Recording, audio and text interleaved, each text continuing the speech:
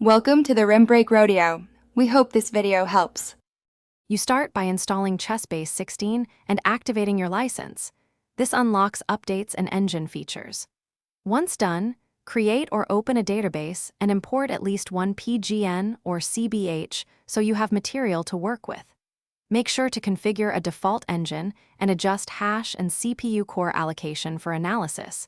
This balances speed and system load. These initial steps get you into the interface quickly and ensure future searches and analyses run predictably.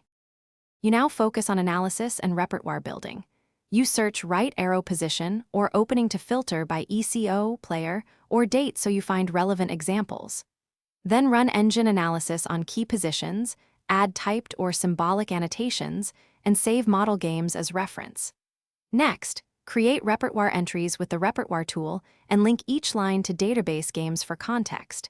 This connects theory with practice. Doing this systematically makes your preparation reproducible and highlights critical. Finish by saving edits to your CBH database and export PGN or PDF files for sharing or mobile study. Exporting preserves your annotations and engine snapshots. Make regular backups and compress large databases, or use cloud-based to offload storage and sync between machines. If something goes wrong, for example an engine freezing or analysis failing, reset engine hash and CPU core settings, update or reinstall the engine binary, and restart Chessbase. That resolves most common issues quickly. Thanks for watching. Consider subscribing if we helped you.